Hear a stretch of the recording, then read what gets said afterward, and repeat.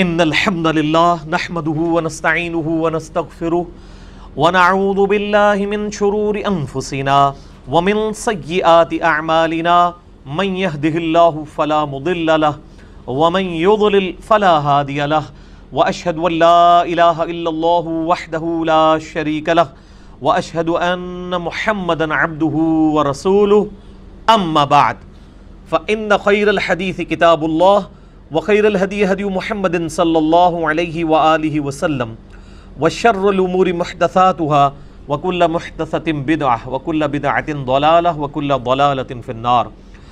اعوذ باللہ السمیع العلیم من الشیطان الرجیم من ھمزہ ونفخہ ونفثہ بسم اللہ الرحمن الرحیم رب اشرح لی صدری ویسر لی امری واحلل عقدۃ من لسانی یفقہوا قولی۔ بسم اللہ الرحمن الرحیم ان اللہ وملائکتہ یصلون علی النبی یا ایہا الذین آمنوا صلوا علیہ وسلموا تسلیما۔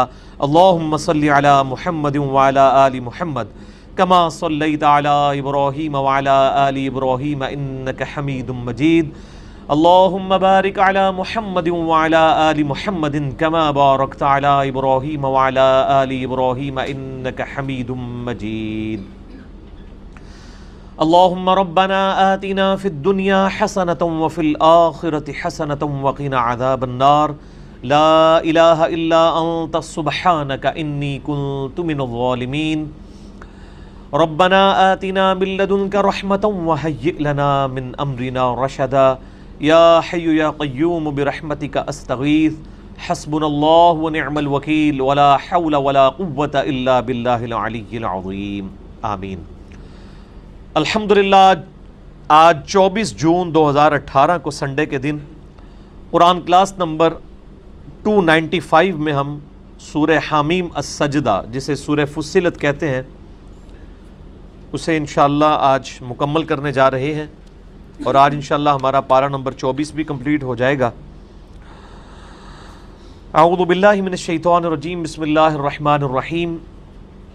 سورہ حامیم السجدہ آیت نمبر 33، یہ بڑی اہم ترین اور مشہور ترین آیت ہے۔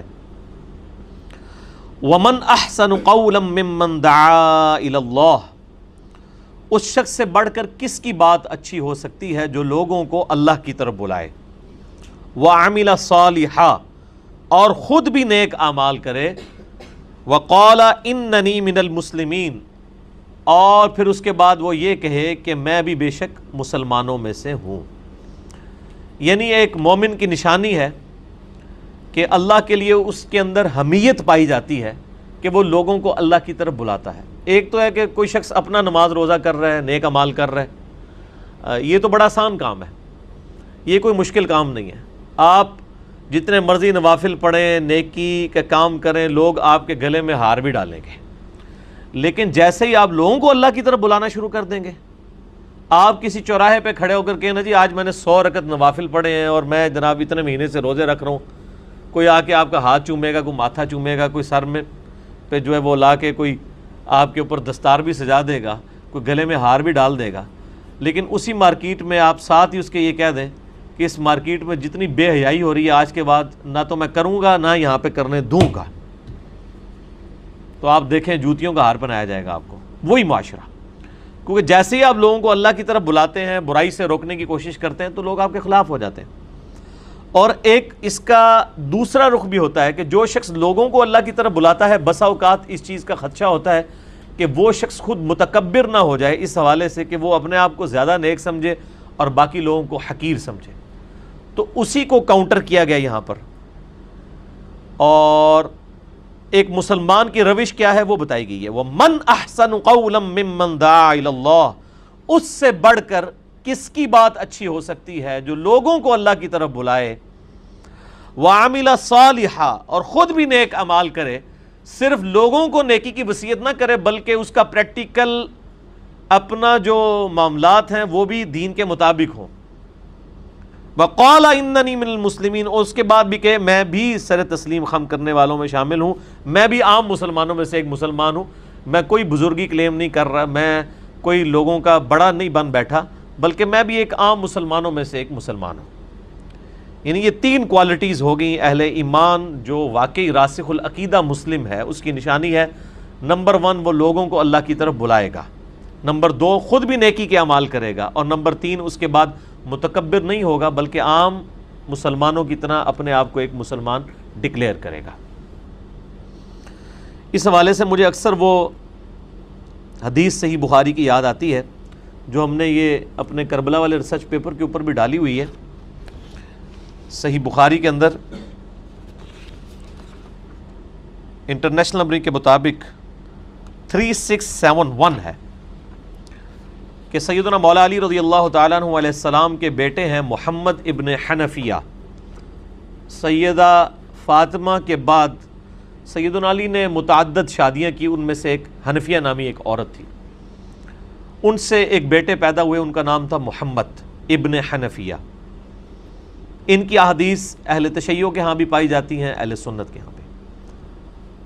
تو یہ صحیح بخاری کی جس حدیث کا میں نے حوالہ دیا اس میں مولا علی سے ان کے بیٹے محمد ابن حنفیہ پوچھتے ہیں، بتائیے لوگوں میں رسول اللہ صلی اللہ علیہ وآلہ وسلم کے بعد سب سے افضل کون ہے؟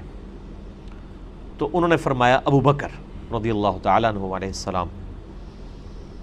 بیٹے نے پوچھا اس کے بعد کون؟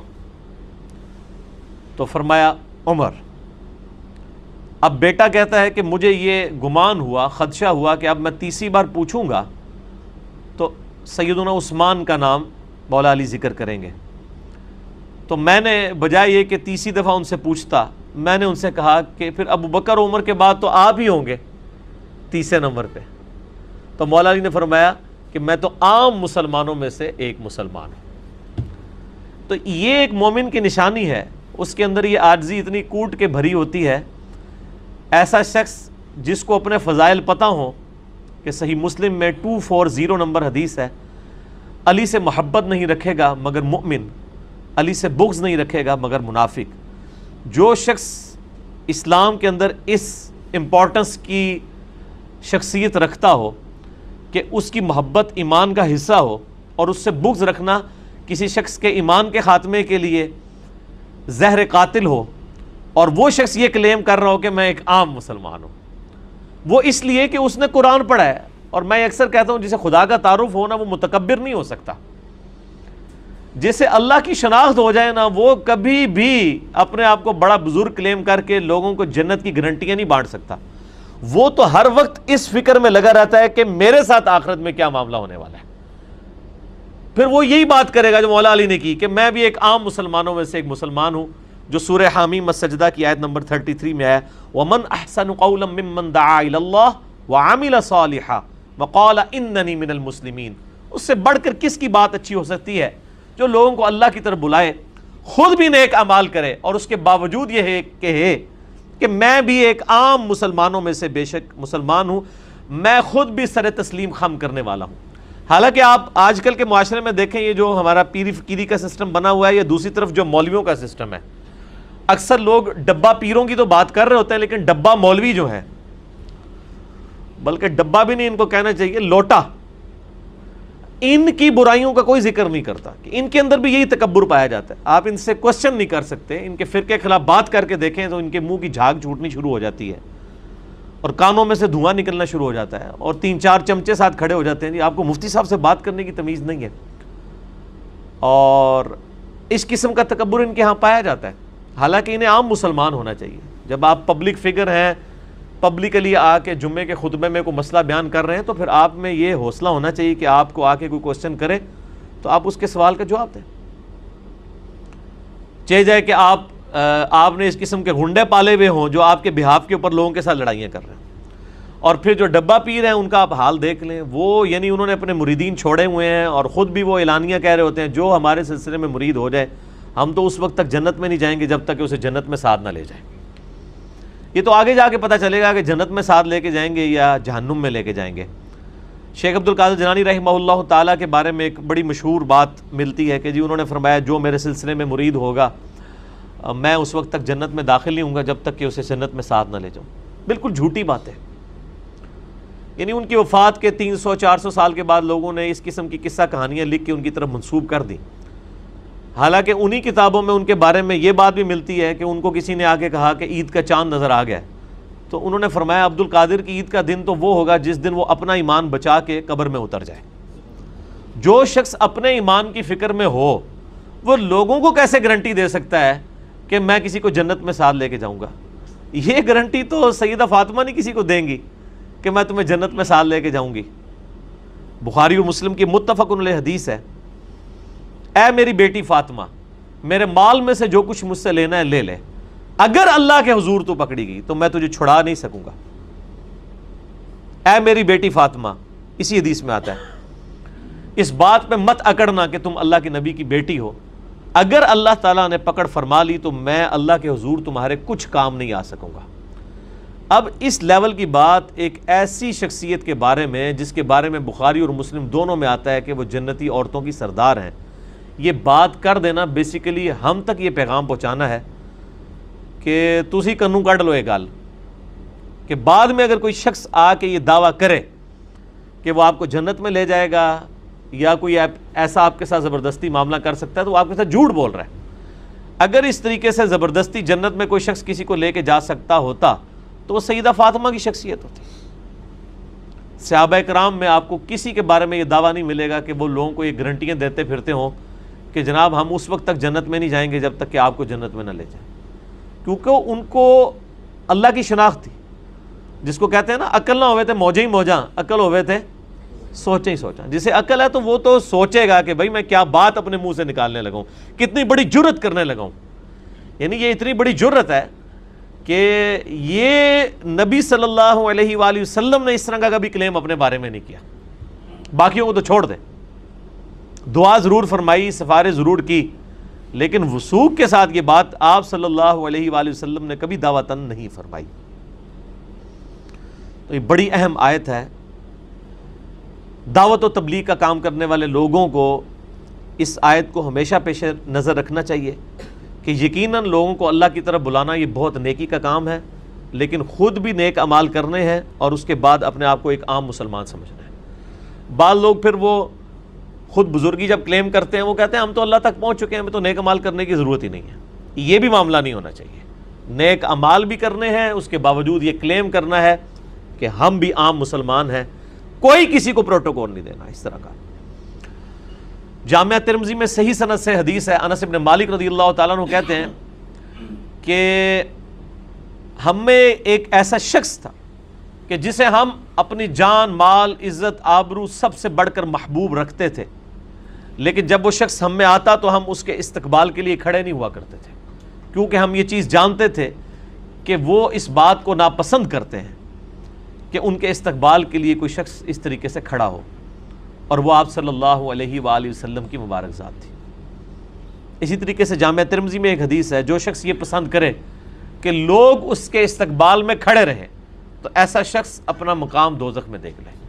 ایک تو یہ ہے کہ کوئی شخص اپنے استاد کو، ماں باپ کو، کسی ٹیچر کو پروٹوکول دینے کے لیے کھڑے ہو کے ملتا ہے یا اس کے سامنے اپنے کندھے عاجزی کے طور پہ جھکاتا ہے، اتنے نہ جھکائے کہ حد رکوع تک پہنچ جائے، اس کا تو جواز موجود ہے۔ میرا یوٹیوب پہ ایک کلپ بھی ہے، کیا استاد کی تعظیم کے لیے کھڑے ہو سکتے ہیں؟ بالکل کھڑے ہو سکتے ہیں، صحیح بخاری سے میں نے ثابت کیا۔ لیکن جس شخص کے لیے کھڑا ہوا جا رہا ہے اس شخص کو اپنا خود احتساب کرنا ہے کہ کیا میں یہ خواہش رکھتا ہوں کہ لوگ میرے استقبال کے لیے کھڑے ہوں۔ جیسے ہی اسے یہ خیال آ جائے تو وہ فوراً اس معاملے میں رجوع کرتے ہوئے لوگوں کو کھڑے ہونے سے روک دے۔ یہی احتیاط کا پہلو ہے۔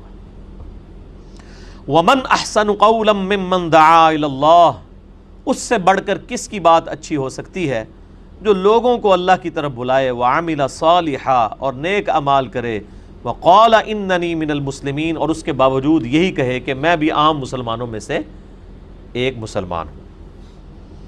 وَلَا تَسْتَوِي الْحَسَنَةُ وَلَا السَّيِّئَةُ، نہیں برابر ہو سکتی نیکی اور برائی۔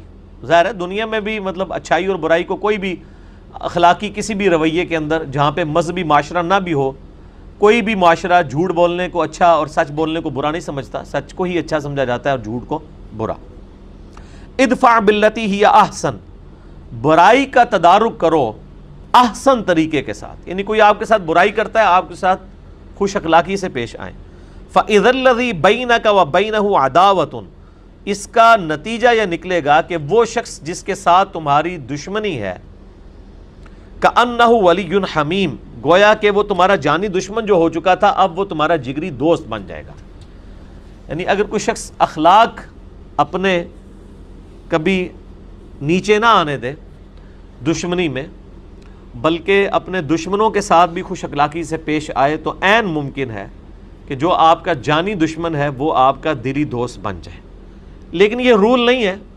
بعض لوگ جنہوں پنجابی کہندے نے پوتڑیاں دے وگڑے نے، یعنی پیمپرس پہننے کی عمر سے جو جن کا دماغ خراب ہوا ہوا ہے ان کا تو علاج نہیں، یہ تو وہ ہے جس کی یعنی فطرت مسخ نہ ہوئی ہو، ورنہ نبی علیہ السلام نے کتنے کفار کے ساتھ اس نے سلوک کیا، کئیوں نے اسلام قبول کر لیا، کئی جانی دشمن بنے رہے ہیں، اپنے مرنے تک ان کو اسلام کی دولت نہیں نصیب ہوئی، کئی منافقین ہیں ان کو اسلام کی دولت نصیب نہیں ہوئی۔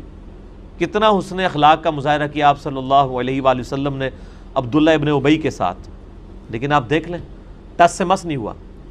لیکن بسا اوقات یہ ہو بھی جایا کرتا ہے کہ آپ خوش اخلاقی سے کسی کے ساتھ پیش آئیں، اس کی برائی کا جواب برائی سے نہ دیں، ایٹ لیسٹ یہ ضرور ہوگا کہ وہ دشمنی اس کی ڈیلیوٹ ہو جائے گی، کنفرنٹریشن کو اوائڈ کیا جائے، محاذ آرائی سے بچا جائے، پازیٹیولی اپنی بات سامنے رکھی جائے، کسی کی بات کے اوپر غصہ نہ کیا جائے۔ وما یلقاها، لیکن یہ اللہ نے بتا دیا کہ یہ جو ایٹیچیوڈ ہے یہ حاصل نہیں ہوگا الا الذین صبروا، سوائے ان لوگوں کے جو صبر کی روش اختیار کریں گے۔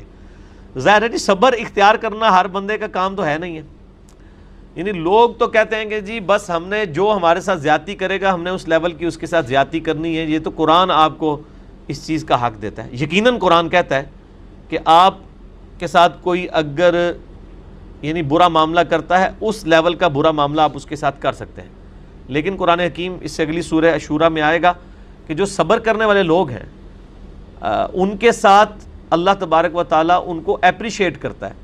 اس چیز کو اپریشیٹ نہیں کیا گیا کہ آپ نے ضرور بدلہ لینا ہی ہے، سوائے ایک ایشو ہے وہ ہے قتل کا، کہ اگر کوئی کسی کو قتل کر دے تو اس کے بدلے میں قصاص کی پیروی ہونی چاہیے، دیت لے کے نہیں چھوڑنا چاہیے۔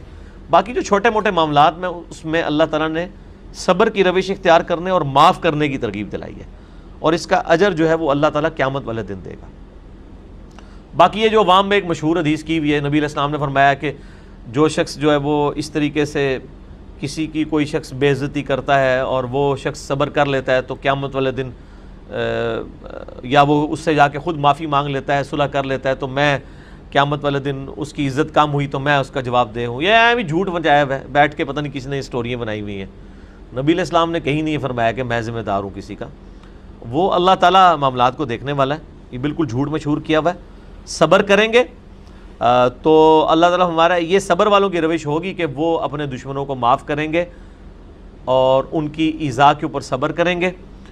جو یہ روش اختیار کرے گا اس کے ساتھ یہ معاملہ ہوگا کہ بسا اوقات اس کا جو جانی دشمن ہے وہ دوست بن جائے گا۔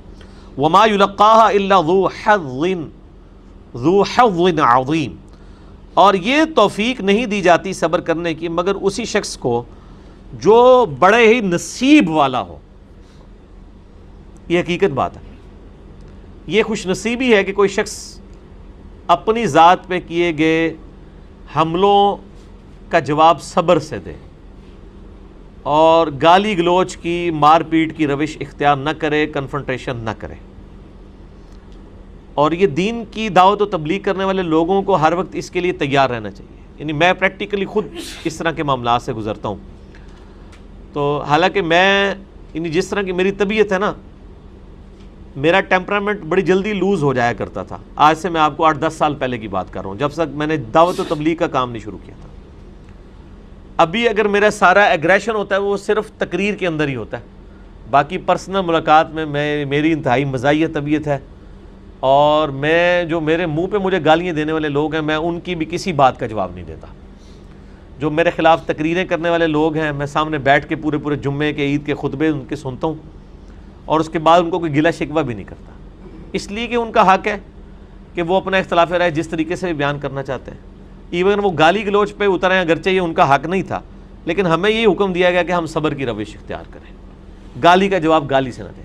اور میں اکثر نبی صلی اللہ علیہ وآلہ وسلم کو آئیڈیلائز کر لیتا ہوں اپنے سامنے۔ آپ اپنے سامنے اگر کسی کو رول ماڈل کے طور پر رکھیں تو آپ کے لیے صبر کی روش اختیار کرنا آسان ہو جاتا ہے. یعنی جب آپ پہ تکلیف آئیں، مصیبتیں آئیں، کسی کی طرف سے گالی گلوچ والا معاملہ ہو، روڈ لینگویج یوز کی جائے، تو آپ فوراً یہ تصور کریں کہ نبی صلی اللہ علیہ وآلہ وسلم کے ساتھ اس سے زیادہ ہوتا تھا، اور آپ صلی اللہ علیہ وآلہ وسلم صبر کی روش اختیار کرتے تھے، تو آپ کو صبر نصیب ہو جائے گا بڑی آسانی کے ساتھ. یہ صرف آیات پڑھنے کے لیے نہیں ہے. لَقَدْ كَانَ لَكُمْ فِي رَسُولِ اللَّهِ أُسْوَةٌ حَسَنَةٌ کہ بے شک نبی صلی اللہ علیہ وآلہ وسلم کی مبارک زندگی میں تمہارے لیے جو ہے وہ بہترین نمونہ ہے. یہ صرف پڑھنے کے لیے نہیں آیات، بلکہ پریکٹیکلی ان کو اپنے اوپر امپلیمنٹ بھی کرنا ہے، اور یہ امپلیمنٹ کرنا واقعی مشکل کام ہے. یہ لَقَدْ كَانَ لَكُمْ فِي رَسُولِ اللَّهِ کو لوگ صرف جو ہے نا زیادہ زیادہ پگڑی، داڑھی اور گیٹ اپ کے اوپر لے آتے ہیں. یہ بہت چھوٹی چیزیں ہیں میرے بھائیوں. اصل جو مصیبت ہے نا پنجابی والی نہیں، عربی والی، اور وہ ہے آپ صلی اللہ علیہ وآلہ وسلم کے کریکٹر کی جو اس طرح کی خوبیاں ہیں ان کو اڈاپٹ کرنا. کہ داڑھی رکھ لینا، پگڑی باندھ لینا، شلوار ٹخنوں سے اوپر کر لینا، نفلی روزے رکھ لینا، نمازیں پڑھ لینا، حج کر لینا، یہ بہت آسان ہے. لیکن اپنے ساتھ زیادتی ہونے پر برداشت کر لینا. آپ حج کے اوپر، عمرے کے اوپر دیکھ لیں کس طرح کتے کی طرح ایک دوسرے کو پڑھ رہے ہوتے ہیں لوگ، حالانکہ احرام کی حالت میں ہوتے ہیں، پاؤں کے اوپر پاؤں آ جاتا ہے. دین واٹ یار، دھکا لا گیا، دین واٹ. یعنی حج تو سکھاتے ہی صبر ہے، اس میں آپ کو دھکے بھی لگیں گے، گرمی سے بھی گزرنا پڑے گا، بسا اوقات کھانے میں بھی کوئی ایشو بن جائے گا، لیکن وہاں پہ بھی وہ اپنی بے صبری کا مظاہرہ کر رہے ہوتے ہیں، اور وہ یہ سمجھ رہے ہوتے ہیں کہ بس یہ حج صرف انہی ایکٹیویٹیز کا نام ہے. نہ میرے بھائی، حج آپ کو پریکٹس کرواتا ہے کہ آپ نے مطلب جو غریب امیر کا فرق ہے، اونچے اور نیچے کا فرق ہے، وہ بھی ختم ہو، ایک جیسا لباس پہنا ہوا ہو.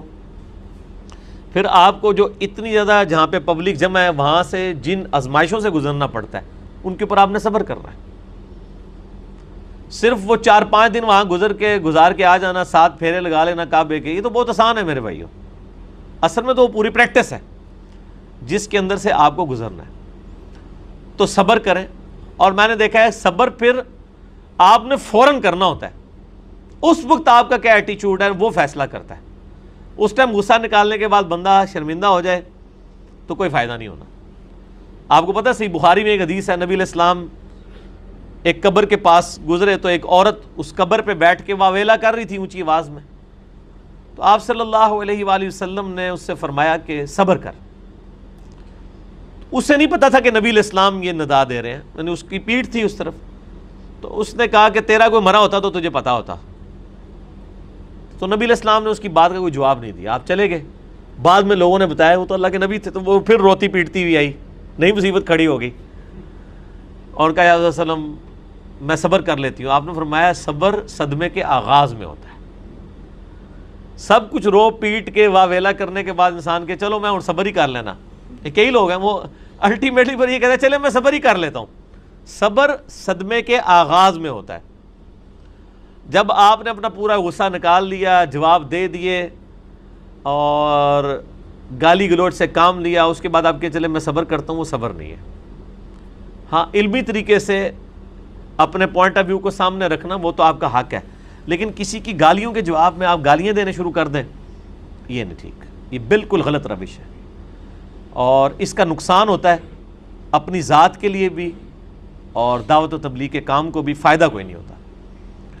تو اللہ تعالیٰ ہمارا یہ صبر کرنا بڑے نصیب والوں کا حصہ ہے. ہر شخص کو صبر نصیب نہیں ہوتا، یہ حقیقت بات ہے.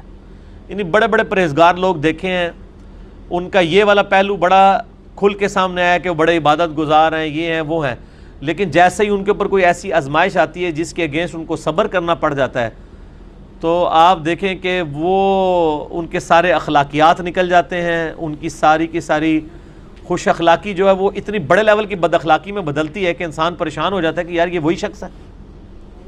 یعنی خصوصاً میں نے دیندار طبقے کے اندر یہ معاملات بہت زیادہ شد و مد کے ساتھ دیکھے اور بڑا افسوس ہوتا ہے کہ وہ یہ سمجھتے ہیں کہ شاید ہم لوگ ایک گیٹ اپ کو اڈاپٹ کر لیں، اس کا نام دین ہے. گیٹ اپ کو اڈاپٹ کرنے کا نام دین نہیں ہے، یہ دین کا بڑا معمولی سا حصہ ہے. اصل میں جو دین ہے وہ آپ کے معاملات کا نام ہے کہ آپ لوگوں کے ساتھ کیسے معاملات کرتے ہیں. باقی فرائض اپنی جگہ پہ ضروری ہیں، لیکن کسی دوسرے شخص کو آپ کی نیکوکاری کا فائدہ تب پہنچے گا جب آپ اس کے ساتھ معاملات درست کریں گے. اگر آپ انتہائی بد اخلاق انسان ہیں اور لوگوں کے ساتھ آپ کی ڈیلنگ اچھی نہیں ہے، آپ کی نمازیں پڑھنے کا اسلام کو کوئی فائدہ نہیں ہونا. آپ کی ذات تک فائدہ ہے، وہ بھی اس لیول تک ہی ہے جتنا آپ کو نظر آ رہا ہے. وَإِمَّا يَنزَغَنَّكَ مِنَ الشَّيْطَانِ، اور اے نبی صلی اللہ علیہ وآلہ وسلم جب کبھی بھی آپ کو شیطان کی طرف سے کوئی وسوسہ پہنچے، نزغن کوئی بھی وسوسہ، فَاسْتَعِذْ بِاللَّهِ تو آپ اللہ کی پناہ حاصل کر لیا کریں. اِنَّهُ هُوَ السَّمِيعُ الْعَلِيمُ، بے شک وہ سننے والا اور علم والا ہے. اور یہ آپ صلی اللہ علیہ وسلم کی مبارک عادت تھی کہ آپ صلی اللہ علیہ وآلہ وسلم ہر نماز میں جب پہلی رکعت میں دعائے استفتاح یعنی تحمید سبحانک اللہم وبحمدک یا دوسری کوئی دعا پڑھنے کے بعد آپ صلی اللہ علیہ وآلہ وسلم نہیں کوئی ایشو نہیں، آپ صلی اللہ علیہ وآلہ وسلم سورۃ الفاتحہ جب پڑھا کرتے تھے تو اس سے پہلے آپ پڑھا کرتے تھے، یہ جامع ترمذی میں صحیح سند کے ساتھ حدیث ہے، اعوذ باللہ السمیع العلیم من الشیطان الرجیم من حمزہ ونفخہ ونفثہ. یہ اعوذ باللہ السمیع العلیم جو آیا نا انہ هو السمیع العلیم، انہی صفات کے ساتھ اللہ کی پناہ حاصل کرتے تھے. اعوذ باللہ السمیع العلیم من الشیطان الرجیم من حمزہ ونفخہ ونفثہ، بسم اللہ الرحمن الرحیم، اس کے بعد سورۃ الفاتحہ. باقی شیطانی وسوسے اور ان کے علاج کے اوپر میرا ڈیٹیل لیکچر ہے، مسئلہ نمبر 83A اور 83B، جسے شوق ہو تو وہ دیکھ سکتے ہیں. وَمِنْ آیَاتِهِ اللیل، اور اسی کی نشانیوں میں سے ہے رات، والنہار اور دن، والشمس والقمر اور سورج اور چاند. لا تسجدوا للشمس، مت سجدہ کرو سورج کو، ولا للقمر اور نہ ہی چاند کو، واسجدوا للہ الذی خلقہن، بلکہ سجدہ کرو اس اللہ کو جس نے ان کو پیدا کیا، یعنی چاند اور سورج کو پیدا کیا، اس پیدا کرنے والے کو سجدہ کرو، اللہ کی مخلوق کو سجدہ نہ کرو. ان کنتم ایاہ تعبدون، اگر واقعی تم اس کے حقیقی عبادت گزار ہو تو. فَإِنِ اسْتَكْبَرُوا، اور اگر تم تکبر کی روش اختیار کرو گے، فَالَّذِينَ عِندَ رَبِّكَ، پس جو اللہ کے حضور ہیں یعنی اس کے فرشتے، یسبحون لہ باللیل والنہار، وہ تو دن رات اللہ کی تسبیح بیان کرتے ہیں، جو صحیح بخاری مسلم میں ہے، سبحان اللہ وبحمدہ سبحان اللہ العظیم، یہ ان کی تسبیحات ہیں. وہم لا یسأمون، اور وہ تھکتے نہیں ہیں، ہر وقت اللہ کی تسبیح بیان کرتے ہیں. اگر تم تکبر کی روش اختیار کرو گے تو اس سے اللہ کو کوئی فرق نہیں پڑتا. اللہ تو فرشتوں کا بھی محتاج نہیں ہے، لیکن صرف ایک انسان کو سمجھانے کے لیے بات کی ہے کہ اللہ کے پاس کروڑوں اربوں کی تعداد میں ایسے فرشتے ہیں جو اس کی عبادت کرتے ہیں، اگرچہ اللہ ان کا بھی محتاج نہیں ہے، وہ تھکتے بھی نہیں ہیں. یہ آیت سجدہ ہے. تو سجدے کے لیے میں نے مسئلہ نمبر 119 ریکارڈ کروایا کہ اس کے لیے ماتھا ٹیکنا ضروری نہیں ہوتا، ٹو باؤ ڈاؤن کر دینا بھی کافی ہے. تو ٹو باؤ ڈاؤن کریں اللہ اکبر کر کے، اللہ اکبر.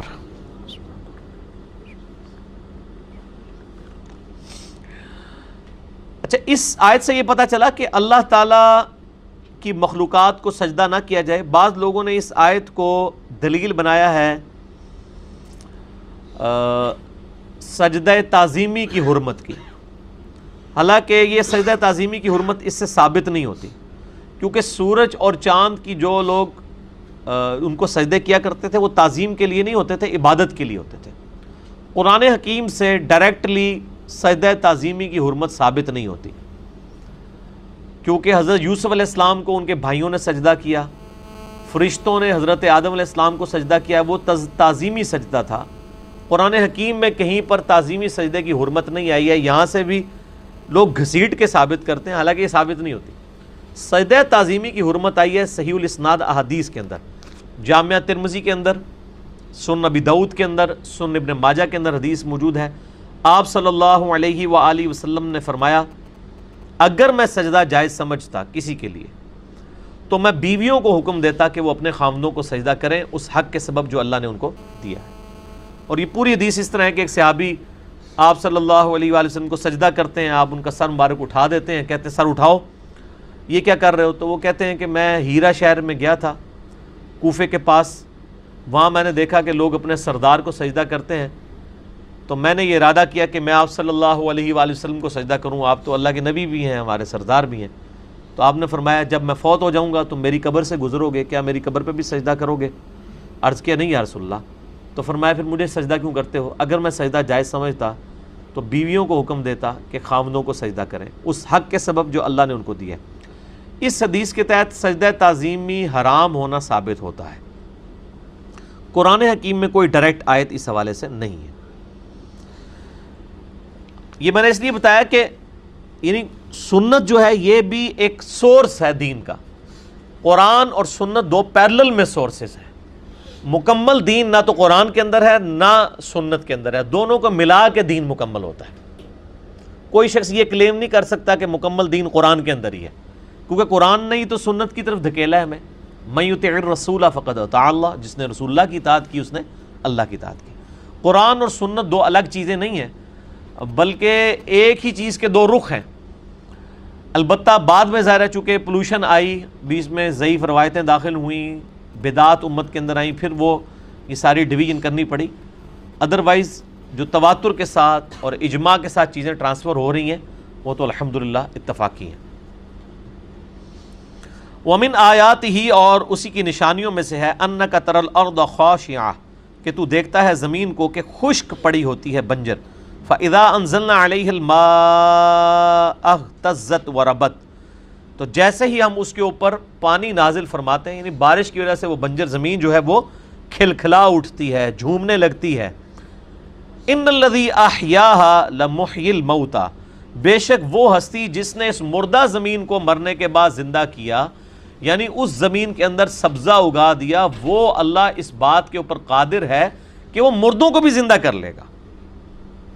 إِنَّهُ عَلَىٰ كُلِّ شَيْءٍ قَدِيرٌ، بے شک وہ ہر چیز پر پوری طرح قادر ہے۔ إِنَّ الَّذِينَ يُلْحِدُونَ فِي آیَاتِنَا، بے شک وہ لوگ جو ہماری آیات میں الحاد کرنے کی کوشش کرتے ہیں، اضافہ کرنے کی کوشش کرتے ہیں، لا یخفون علینا، وہ ہم سے چھپے ہوئے نہیں ہیں۔ یعنی دنیا میں اگر کوئی شخص اللہ تعالیٰ کی آیات سے غلط رزلٹ نکالتا ہے، یا اللہ تبارک و تعالیٰ کے دین میں بدعات داخل کرنے کی کوشش کرتا ہے، یا آیات کا غلط مفہوم پروپیگیٹ کرنے کی کوشش کرتا ہے اور امت کو گمراہ کرتا ہے، اللہ تعالیٰ فرماتا ہے یہ لوگ ہم سے چھپے ہوئے نہیں ہیں، چاہے وہ کافروں میں سے ہوں چاہے مسلمانوں میں سے۔ افمن یلقی فی النار خیر، بھلا بتاؤ جو آگ میں پھینک دیا جائے وہ بہتر ہے، ام من یاتی آمنا، یا وہ شخص بہتر ہے جو امن میں ہوگا یوم القیامہ، قیامت کے دن۔ اعملوا ما شئتم، تم جو بھی کرو تمہاری مرضی ہے، انہ بما تعملون بصیر، بے شک اللہ تعالیٰ تمہارے کاموں کو خوب دیکھ رہا ہے۔ یعنی یہ نہیں اللہ تعالیٰ فرما رہا کہ بے شک نافرمانی کے بھی کام کرو، مراد یہ ہے کہ جو تم نے کرنا ہے نا کر لو۔ دنیا میں اللہ تعالیٰ گرفت نہیں کرے گا لیکن آخرت میں چھوڑے گا نہیں، دنیا میں اس نے ڈھیل دی ہوئی ہے، ورنہ تو دنیا کے اندر کوئی شخص اذان کی آواز سن کے مسجد میں نہ جاتا، عین ممکن تھا کہ اللہ تعالیٰ اسے زمین میں دھسا دیتا، اس کی آنکھوں کی بینائی ختم کر دیتا، لیکن دنیا میں اللہ تعالیٰ گرفت نہیں کرتا۔ تو یہ فرمایا جا رہا ہے کہ تم نے جو کچھ کرنا ہے نا کرو، اچھے یا برے اعمال، جو قرآن میں سورہ دہر میں بھی آیا انا ہدیناہ السبیل، بے شک ہم نے ہدایت کا راستہ واضح کر دیا، اما شاکرا و اما کفورا، چاہے شکر گزاری کی روش اختیار کرو خواہ ناشکری کی۔ اللہ تعالیٰ دنیا میں پکڑے گا نہیں لیکن آخرت میں چھوڑے گا نہیں۔ اس لیے میں کہتا ہوں کہ جس شخص نے دنیا اللہ کی مرضی کی گزاری، آخرت اس کی مرضی کی ہوگی، اور جس نے دنیا اپنی مرضی کی گزاری پھر اس کی آخرت اللہ کی مرضی کی ہوگی، پھر کو بچا نہیں سکے گا۔ والعیاذ باللہ تعالی۔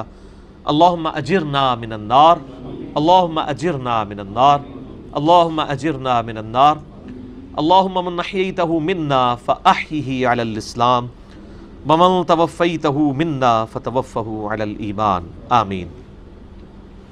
ان الذین کفروا بالذکر، بے شک وہ لوگ جنہوں نے انکار کر دیا ہمارے الذکر یعنی قرآن کا، نصیحت کا، لما جاءہم، جبکہ وہ ان کے پاس آ گیا، وَإِنَّهُ لَكِتَابٌ عَزِیز، تو بے شک یہ بڑی ہی حرمت اور عزت والی کتاب ہے، اور اس کے اندر معذوف ہے کہ جس نے اس بٹوین دا ورڈز ہے، بٹوین دا لائنز ہے، کہ جس نے اس عزت والی کتاب کی قدر نہیں کی ہے اس کو ہم نہیں چھوڑیں گے۔ لا یأتیہ الباطل من بین یدیہ، یہ بھی مشہور آیت ہے، اس قرآن میں داخل نہیں ہو سکتی کوئی باطل چیز اس کے سامنے سے، ولا من خلفہ، نہ اس کے پیچھے سے۔ تنزیل من حکیم حمید، یہ نازل ہوئی ہے اس حکمت والے اللہ کی طرف سے جو اپنی ذات میں خود ستودہ صفات ہے، اس کو کوئی اس چیز کی حاجت نہیں کہ لوگ اس کی تعریف کریں۔ جو ہم درود شریف میں پڑھتے ہیں نا، انک حمید مجید، اللہ تعالیٰ اپنی ذات میں خود ستودہ صفات ہے، اس کو کوئی حاجت نہیں ہے کہ لوگ اس کی تعریف کریں، وہ اتنا پرفیکٹ ہے کہ اس کے جو منکر ہیں وہ بھی بے ساختہ اس کی تعریف کرتے ہیں۔ یعنی اب اس کائنات میں کسی خوبصورت سے خوبصورت تخلیق کو بھی دیکھیں، کسی خوبصورت پھول کو دیکھیں، کسی پہاڑ کو دیکھیں، دریاؤں کو دیکھیں، سمندروں کو دیکھیں، تو انسان بے ساختہ جب سبحان اللہ کہتا ہے تو وہ کیا کہہ رہا ہوتا ہے کہ پاک ہے وہ اللہ جس نے اس کو پیدا کیا۔ یہ چیز عیب سے پاک نہیں تھی، اصل میں وہ عیب سے پاک ہے جس نے اس کو بنایا ہے۔ تو اللہ تعالیٰ ہمارا یہ کتاب نازل کی گئی ہے اس حکمت والے رب کی طرف سے جو اپنی ذات میں خود ستودہ صفات ہے، کوئی اس کی تعریف کرے یا نہ کرے وہ اتنا پرفیکٹ ہے، اور اس کی تعریف جس کو کہتے ہیں نا زبان حال سے ظاہر ہو رہی ہے، پریکٹیکلی ہر چیز اس کی پرفیکشن کی، پرفیکٹ ہونے کی گواہی دیتی ہے کہ اس کو کسی کی تعریف کی ضرورت نہیں ہے۔ یہ آیت ہم نے اپنے ریسرچ پیپر امام الانبیاء کی دعوت قرآن میں بھی لکھی ہوئی ہے کہ قرآن ہی وہ کتاب ہے جس میں باطل آگے سے نہ پیچھے سے داخل نہیں ہو سکتا۔ اسی لیے میں کہتا ہوں کہ ہم کوئی بھی ایسا عقیدہ ماننے پر مجبور نہیں ہیں جو قرآن حکیم سے 180 ڈگری ٹکراتا ہو۔ ایک تو ہے نا کہ عقیدہ قرآن کے اندر فٹ ان بیٹھ جائے، قرآن کے مزاج کے اندر بیٹھ جائے، وہ تو ٹھیک ہے، لیکن اگر کوئی شخص یہ کہے کہ ہم قرآن کی توحید کے خلاف کمزور روایتوں کی بنیاد کے اوپر کوئی عقیدہ رکھ لیں تو یہ کام نہیں ہو سکتا۔ قرآن اپنے عقائد اور نظریات کے اندر بالکل واضح ہے، کیونکہ اس کے اندر باطل داخل نہیں ہو سکتا۔ رہا احادیث کا معاملہ تو آپ کو پتہ ہے کہ اس میں اگر صحیح احادیث جو ہیں وہ 10,000 ہیں تو ضعیف روایتیں جو ہیں وہ لاکھوں میں ہیں۔ تو اسی لیے بخاری اور مسلم دونوں میں حدیث ہے، مسلم شریف کی پہلی حدیث ہی سیدنا مولا علی رضی اللہ تعالیٰ عنہ علیہ السلام سے ہے کہ آپ صلی اللہ علیہ وآلہ وسلم نے فرمایا، دیکھنا میری طرف جھوٹی حدیث منسوب نہ کرنا، جس شخص نے میری طرف جھوٹ منسوب کیا تو وہ اپنا مقام دوزخ میں دیکھ لے۔ ما یقال لک الا ما قد قیل للرسل من قبلک، اے نبی علیہ السلام آپ کو کافروں کی طرف سے کوئی جواب ایسا نہیں دیا جا رہا مگر وہی جو آپ سے پہلے پیغمبروں کو بھی دیا جاتا تھا۔ ان ربک لذو مغفرۃ وذو عقاب علیم، بے شک آپ کا رب بخشنے والا بھی ہے لیکن دردناک عذاب دینے والا بھی۔ یہ دونوں چیزیں ہیں، صرف اللہ تعالیٰ رحم فرمانے والا نہیں بلکہ اپنے مجرمین کے اوپر گرفت فرمانے والا بھی ہے۔ وَلَوْ جَعَلْنَاهُ قُرْآنًا أَعْجَمِيًّا، اگر ہم قرآن کو عجمی زبان کے اندر نازل کر دیتے، یعنی نان عرب زبان ہوتی اور عربیوں میں قرآن نازل ہو رہا ہوتا، لقالوا، تو یہ کافر کہتے لولا فصلت آیاتہ، اس کی آیات کیوں کھول کر بیان نہیں کی گئی ہیں۔ جو آج یعنی ہمارے مسلمانوں کا، انڈیا پاکستان بنگلہ دیش کے مسلمانوں کا مسئلہ ہے کہ ان کی زبان میں قرآن نازل نہیں ہوا، ترجمہ ان کو مولوی پڑھنے نہیں دیتا، وہ کہتا ہے کوئی ترجمہ نہیں پڑھنا گمراہ ہو جاؤ گے، کرن دے کی کرن۔ یہی تکلیف سے نبی علیہ السلام اور ان کے فالوورز کو بھی گزرنا پڑتا، لیکن اللہ تعالیٰ نے قرآن حکیم کو ان کی زبان کے اندر نازل کیا جو عربک ان کی زبان تھی، جو فصیح زبان تھی۔ تو اللہ تعالیٰ فرماتا ہے اگر ہم قرآن کو عجمی بنا دیتے ادر دین عربک لینگویج کے، اور عربیوں میں وہ قرآن نازل ہو رہا ہوتا، تو اس وقت پھر ان کے پاس ایک بہت بڑا لیم ایکسکیوز اور بہت بڑا بہانہ آ جاتا۔ وہ کیا ہوتا؟ لقالوا لولا فصلت آیاتہ، تو ضرور یہ کہتے کہ اس کی آیات کیوں کھلی ہوئی نہیں ہے، بالکل واضح نہیں ہے، تفصیل شدہ نہیں ہے۔ اعجمی و عربی، کیا یہ جو ہے وہ عجمی ہے اور نبی ہے عربی، یعنی اس کی زبان اپنی تو عربی ہے، نبی عربی مبعوث ہوا ہے، اور کتاب جس زبان میں آ رہی ہے وہ تو عجمی ہے۔ قل هو للذین آمنوا ھدی وشفاء، اے نبی علیہ السلام فرما دیجئے قرآن جو ہے یہ ہدایت ہے اور شفاعت ہے بات ماننے والوں کے لیے۔ یہ آمنو کا عموماً ترجمہ لوگ کر جاتے ہیں ایمان لانے والے، اس سے بات صحیح طریقے سے سمجھ نہیں آتی۔ ایمان لانے والے نہیں، کیونکہ انڈیا پاکستان میں ایمان لانے کا مطلب صرف پاکستان کے شناختی کارڈ میں مسلمان نام لکھا جانا ہے۔ اللہ کے حضور تو ایمان لانے والا وہ ہے جو اللہ اور اس کے رسول کو بھی مانے اور اللہ اور اس کے رسول کی بھی مانے۔ اس لیے میں اس کا ترجمہ جب کرتا ہوں نا تو وہ اپروپریٹ ہوتا ہے، کیونکہ جب ایک زبان کو آپ دوسری میں ٹرانسلیٹ کرتے ہیں تو اس زبان کی بھی آپ کو لنگوسٹک پتہ ہونی چاہیے کہ یہاں پر یہ کن معنوں میں استعمال ہوگا، تو اس کا صحیح اپروپریٹ ترجمہ بنے گا کہ قرآن پاک میں ہدایت اور شفاعت ہے ان کے لیے جو بات مان لیں۔ ایمان عموماً تو لوگ سمجھتے ہیں کہ بس صرف اقرار باللسان ہے، حالانکہ اقرار باللسان بھی ہے، تصدیق بالقلب بھی ہے اور عمل بالجوارح بھی ہے۔ ہمارے حنفی علماء نے بس وہ پہلے دو ٹکڑے بچوں کو رٹوا دیے، اقرار باللسان و تصدیق بالقلب، اس کی وجہ سے پھر وہ شناختی کارڈ کے مسلمان ہیں، حالانکہ عمل بالجوارح بھی ایمان میں داخل ہے۔ صحیح مسلم میں انٹرنیشنل نمبر کے مطابق کتاب الایمان چیپٹر میں 246 نمبر حدیث ہے کہ بندے کے کفر اور اسلام کے درمیان، ایمان اور کفر کے درمیان فرق نماز ہے۔ نماز پڑھنے والا وہ اس لکیر کے اس طرف ہے، نہ پڑھنے والا اس طرف ہے، تو یہ عمل بالجوارح تھا نا۔ لیکن پاکستان میں 99% سے زیادہ لوگ نماز نہیں پڑھتے ہیں، شناختی کارڈ میں مسلمان لکھے ہوئے ہیں، اور ظاہر ہے کہ ہم وہ ظاہری کلمے کا اعتبار ان کا کر رہے ہیں، ادروائز اللہ کے حضور وہ یہ نہ سمجھے کہ وہ ایمان والے ہیں۔ والذین لا یؤمنون فی آذانہم وقر، جو بات ماننے والے نہیں ہیں ان کے کانوں میں ہے بہرا پن، وہو علیہم عما، اور وہ اس حال میں ہے کہ اندھے بنے ہوئے ہیں، اس کے اوپر مشتبہ ہو چکا ہے ان کے اوپر ایشو۔ جو بات نہیں ماننے والے نا وہ تو صم بکم عمی فہم لا یرجعون ہو جاتے ہیں، کیونکہ ختم اللہ علی قلوبہم وعلی سمعہم وعلی ابصارہم، اللہ تعالیٰ ان کے دلوں کے اوپر، آنکھوں کے اوپر، کانوں کے اوپر مہر لگا دیتا ہے۔ پھر یہاں تک ہے اولئک کالانعام بل ہم اضل، وہ چوپایوں کے مانند ہیں بلکہ ان سے بھی گئے گزرے ہیں۔ اولئک ینادون من مکان بعید، ان کو جب یعنی کہ دعوت و تبلیغ کے لیے بلایا جا رہا ہوتا ہے نا تو لگتا ہے کہ بڑی دور کی جگہ سے، ان کو بات سمجھ ہی نہیں آتی، بہت دور سے وہ کہتے ہیں صحیح بات سمجھ نہیں آ رہی۔ وَلَقَدْ آتَيْنَا مُوسَى الْكِتَابَ، اور بے شک ہم نے موسیٰ علیہ السلام کو کتاب عطا فرمائی یعنی تورات، فَاخْتُلِفَ فِيهِ، تو اس میں بھی لوگوں نے اختلاف کر دیا۔ وَلَوْلَا كَلِمَةٌ سَبَقَتْ مِنْ رَبِّكَ، اگر تمہارے رب کی طرف سے یہ بات طے نہ پا چکی ہوتی پہلے سے۔ کیا بات طے پا چکی ہے؟ کہ دنیا میں اللہ تعالیٰ نے گرفت اس طرح کی نہیں کرنی۔ ٹھیک ہے عذاب استحصال آئے گا کافروں کے اوپر، اور بعد میں ضروری نہیں ہے کہ دنیا میں عذاب آئے، آخرت کا عذاب آئے گا، دنیا میں اللہ تعالیٰ پکڑ فوراً نہیں فرماتا۔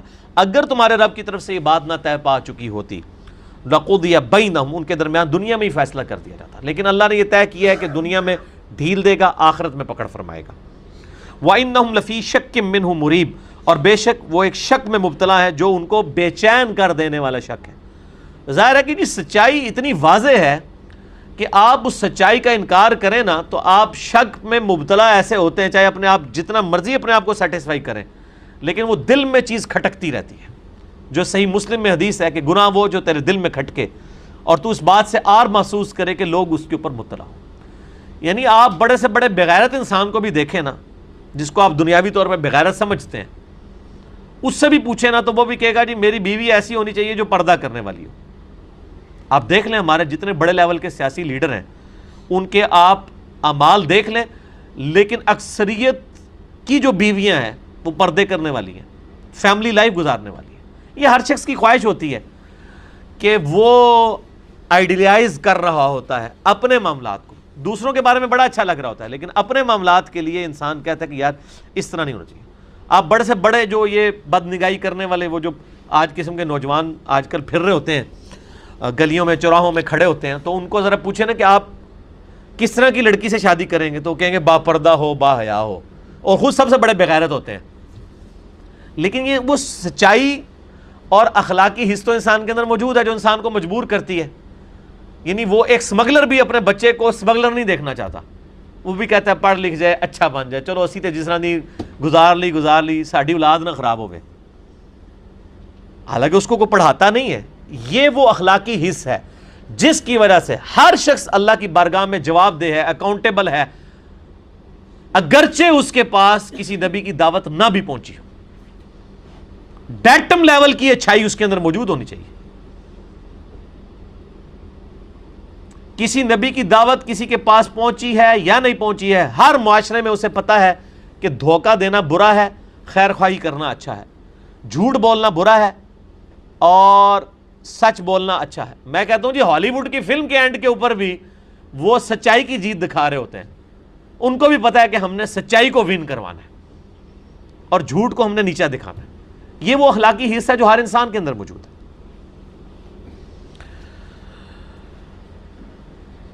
من عمل صالحا، جو کوئی نیک عمل کرتا ہے فلنفسی، تو وہ اپنی ہی نفس کے لیے کرتا ہے، اللہ کے اوپر کوئی احسان نہیں، پیغمبر کے اوپر کوئی احسان نہیں، وہ اپنا ہی بھلا کرتا ہے۔ ومن اساء فعلیہا، اور جو برائی کرتا ہے اس کا وبال بھی اسی کے اوپر ہوگا۔ کوئی جان کسی دوسرے کا جان کا بوجھ نہیں اٹھائے گی۔ لا تزر وازرۃ وزر اخری، جو سورہ زمر میں آتا ہے، کوئی بوجھ اٹھانے والی دوسرے کا بوجھ نہیں اٹھائے گی۔ وما ربک بظلام للعبید، اور تمہارا رب بندوں پر ظلم کرنے والا نہیں ہے۔ اللہ تعالیٰ کبھی بھی کسی شخص کو زبردستی ہدایت نہیں دے گا، لیکن اس کا مطلب یہ نہیں ہے کہ اللہ تعالیٰ لوگوں کو زبردستی گمراہ رکھتا ہے، بلکہ انا ہدیناہ السبیل اما شاکرا و اما کفورا، ہم نے ہدایت کا راستہ واضح کر دیا ہے، چاہے شکر گزاری کی روش اختیار کرو خواہ ناشکری کی۔ اور پھر سورۃ العنکبوت میں آیا والذین جاہدوا فینا لنہدینہم سبلنا، جو لوگ ہماری راہ میں کوشش کریں گے ہم راستے اپنے ان کے لیے کھول دیں گے۔ یہاں پہ پارہ نمبر 24 ہمارا مکمل ہوا، ابھی تقریباً 10-12 منٹ ہمارے درس کے باقی ہیں، یہ سورت کمپلیٹ کر لیتے ہیں۔ الیہ یرد علم الساعہ، اللہ ہی کے پاس لوٹایا جانا ہے الساعہ، یعنی قیامت کا علم، کہ قیامت کب آئے گی اس کا علم اللہ کے پاس ہے۔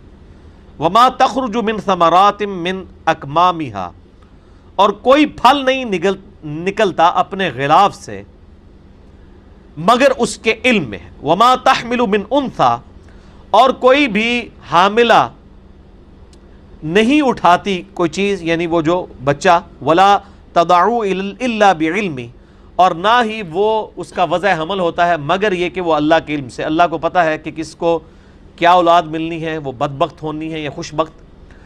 اس میں اکثر لوگ سوال کرتے ہیں کہ جی آج الٹرا ساؤنڈ کے ذریعے پتہ چل جاتا ہے کہ میل ہے یا فیمیل ہے۔ فیمیل یا میل کا ذکر پورے قرآن میں کہیں نہیں ہے۔ یہ علماء سے بڑے لیول کی غلطی ہوئی ہے، بلکہ میں کہتا ہوں یہ بلنڈر ہوا ہے۔ اس لیے ہم کہتے ہیں قرآن پاک کو عربی ٹیکسٹ کے بغیر کبھی ترجمے کے ساتھ پرنٹ نہیں کرنا چاہیے، کیونکہ ترجمہ بہرحال انسانی کوشش ہے۔ ہمارے پرانے جو ترجمہ کرنے والے تھے ان لوگوں نے اس وقت ترجمہ کر لیا کہ جی وہ کوئی نہیں جانتا ماں کے پیٹ میں کیا ہے، لڑکا یا لڑکی، خود سے لگا دیا بیچ میں، اور وہ آج آگے کافروں کے ہاتھ میں لگا ہوا ہے۔ حالانکہ قرآن پاک نے کہیں یہ بات ہی نہیں کی ہے، میل فیمیل کی تو بات ہی نہیں ہوئی ہے، صرف بتایا کہ اللہ کے علم میں ہے جو کچھ ماں کے پیٹ میں ہے، اور میں نے اس کی تشریح قرآن سے ہی کی ہے۔ هو الذی خلقکم فمنکم کافر ومنکم مؤمن، وہی اللہ ہے جو تمہیں پیدا کرتا ہے، تم میں سے کوئی کافر ہوتا ہے کوئی مؤمن ہوتا ہے۔ یعنی ماں کے پیٹ میں کیا ہے، اس سے مراد ہے کہ یہ بدبخت ہوگا یا خوش بخت، یہ دنیا کا کوئی الٹرا ساؤنڈ نہیں بتا سکتا، ٹھیک ہے۔ تو یہ علم الغیب میں چیزیں نہیں آتی ہیں۔ علم الغیب میں وہ چیز ہے جو حواس خمسہ اور انسٹرومنٹس کے بغیر حاصل کر لیا جائے، وہ علم غیب کہلاتا ہے۔ جس میں فزیکلی کوئی ٹچ موجود ہو وہ علم غیب نہیں، وہ تو ظاہری فزیکل نالج ہے۔ ادھر سے 10 کلومیٹر دور میں دیکھ تو نہیں سکتا، لیکن میں دوربین کے ذریعے اگر دیکھ لیتا ہوں تو یہ علم غیب نہیں ہے۔ میں نے ایک انسٹرومنٹ کے ذریعے اپنی اس استطاعت کو بڑھا لیا جو چیز سامنے تھی۔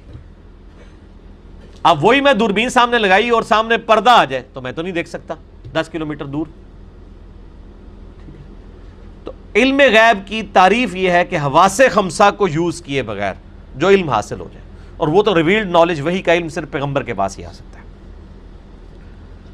وَيَوْمَ يُنَادِيهِمْ، جس دن ان کو پکارا جائے گا، أَيْنَ شُرَكَائِي قَالُوا آذَنَّاكَ مَا مِنَّا مِنْ شَهِيدٍ، جب کافروں سے کہا جائے گا نا کدھر ہیں جن ہستیوں کے اوپر تمہارا گمان تھا تمہیں چھڑا لیں گی، اللہ تعالیٰ ان سے پوچھے گا، وہ کہیں گے ہم تو پہلے ہی عرض کر چکے ہیں کہ ہم اس کے اوپر کوئی گواہ نہیں، یعنی وہ مکر ہی جائیں گے کہ ہم نے دنیا میں کوئی شرک کیا تھا۔ وَضَلَّ عَنْهُمْ مَا كَانُوا يَدْعُونَ مِنْ قَبْلِ، اور سب گم ہو جائیں گے ان سے جن کی وہ پہلے عبادت کیا کرتے تھے. عبادت تو ترجمہ غلط کیا انہوں نے, پکارا کرتے تھے جن کو اللہ کے سوا.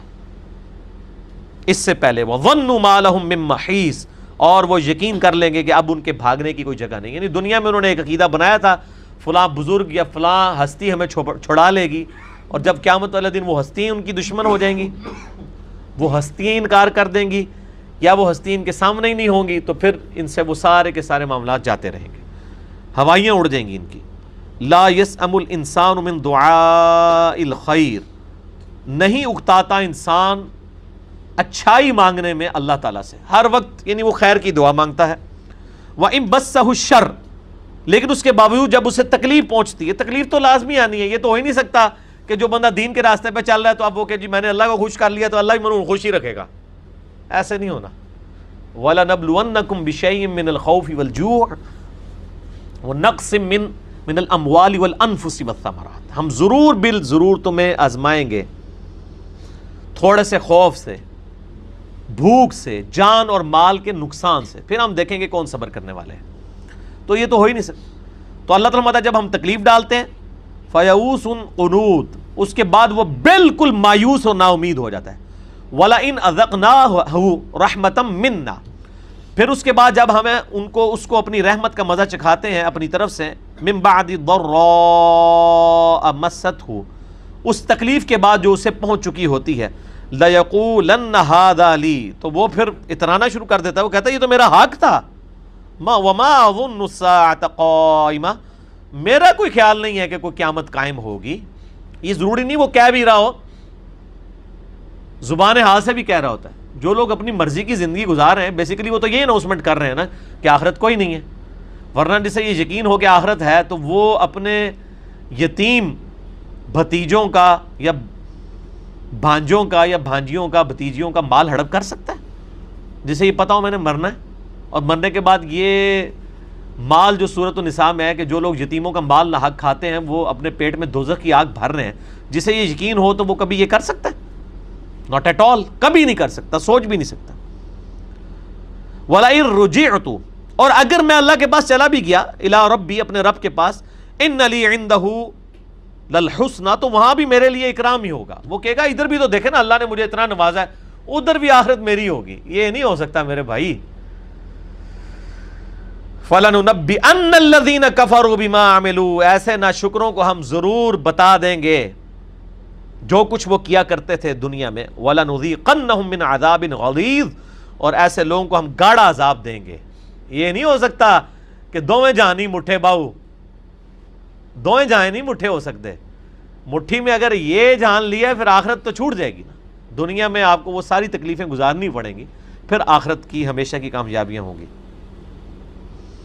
وَإِذَا أَنْعَمْنَا عَلَى الْإِنسَانِ أَعْرَضَ وَنَأَىٰ بِجَانِبِهِ, اور جب ہم احسان فرماتے ہیں انسان پر تو وہ روگردانی کر لیتا ہے, پہلو تہی کرتا ہے ہم سے. وَإِذَا مَسَّهُ الشَّرُّ, اور جب اسے تکلیف پہنچتی ہے, فَذُو دُعَاءٍ عَرِيضٍ, اور لمبی چوڑی وہ دعائیں کرنا شروع کرتے ہیں. یہ دنیا میں بھی ہم دیکھتے ہیں, کئی لوگوں کو دیکھتے ہیں جب ان کے اوپر تکلیف آتی ہے تو تسبیح انہوں نے ہاتھ میں پکڑ لی ہوتی ہے, مسجد کے چکر شروع ہو جاتے ہیں, اور ایسے چکر ان کو چڑھتے ہیں کہ جو بیچارے سالوں سے نمازیں پڑھ رہے ہوتے ہیں وہ بھی ان کے سامنے اپنے آپ کو نیچا فیل کر رہے ہوتے ہیں, یار تو پتہ نہیں کوئی کیڑا کوئی مسئلہ ہو گیا ہے اور کتنا ہے, مطلب اس کو اللہ تعالیٰ نے نواز دیا. اور جیسے ہی ان کا معاملہ سیدھا ہوتا ہے دوبارہ مسجد کا رخ نہیں کرتے.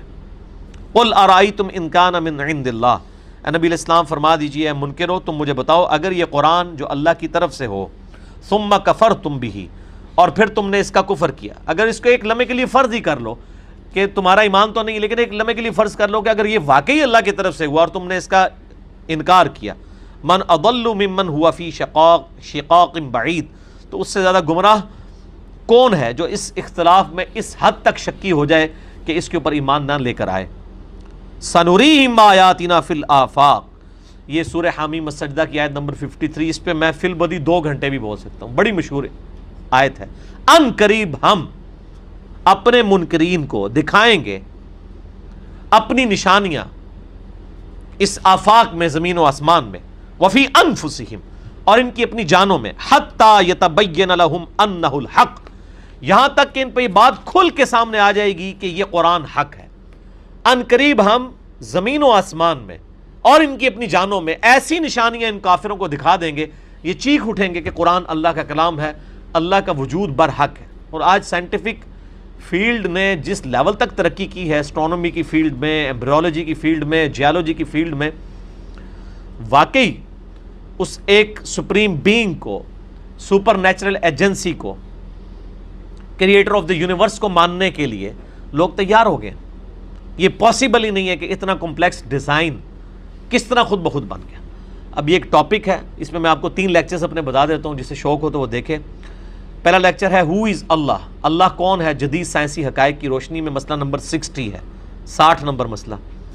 دوسرا ہے مسئلہ number 83B، who created God, خدا کو کس نے پیدا کیا۔ رچرڈ ڈاکنز کی جو کتاب ہے دا گاڈ ڈیلوژن، اس کا میں نے اس میں پوسٹ مارٹم کیا تھا اس کتاب کے اندر۔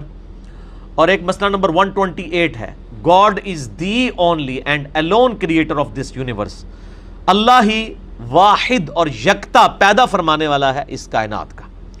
تو اس میں نے جو سائنٹیفک فیکٹس ہیں اس کی روشنی میں کریٹر آف دا یونیورس اس کے بارے میں ڈیٹیل کے ساتھ بیان کیا۔ آج میں اس کو سکپ کرتا ہوں۔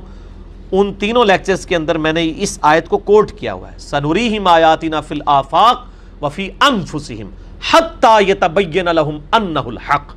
ان قریب ان کافروں کو ہم زمین و آسمان میں اور ان کی اپنی جانوں میں ایسی نشانیاں دکھائیں گے کہ یہ لوگ چیخ اٹھیں گے کہ قرآن اللہ کا کلام ہے، اللہ کا وجود حق ہے۔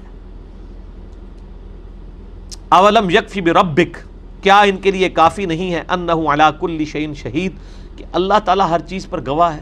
دیکھیں یہ اللہ تعالیٰ کا ایک بہت بڑا ایک اللہ کی کوالٹی ہے۔ ایک تو ہے کہ اللہ کریٹر آف دا یونیورس ہے، ایک یہ کتنی بڑی کوالٹی ہے کہ کائنات بنا کے چھوڑ نہیں دی ہوئی ہے، بلکہ ہر چیز کے اوپر گواہ ہے۔ اس کے اوپر کبھی غور کریں، دنیا میں انسان بھی کئی ایک چیزیں مکان میں رکھ کے بھول جاتا ہے، لیکن اللہ تعالیٰ نے کروڑہ کروڑ مخلوقات پیدا کی، ملینز آف سپیشیز پیدا کی، ہر سپیشیز آگے اربوں کی تعداد میں، اور ہر چیز کے اوپر اللہ کی نظر ہے۔ سورۃ الانعام میں اللہ تعالیٰ فرماتا ہے کہ کوئی درخت کا پتا نہ خشکی میں نہ تری میں نہیں گرتا مگر اللہ کے علم سے، اور زمین کی گہرائی میں کوئی دانہ نہیں پھوٹتا مگر اللہ کے علم سے۔ اور پھر فرمایا یہ علم اتنا کامل ہے کہ ہم نے یہ ہونے سے پہلے ہی اپنے لوح محفوظ میں لکھ لیا ہے کہ ایسے سے ہوگا۔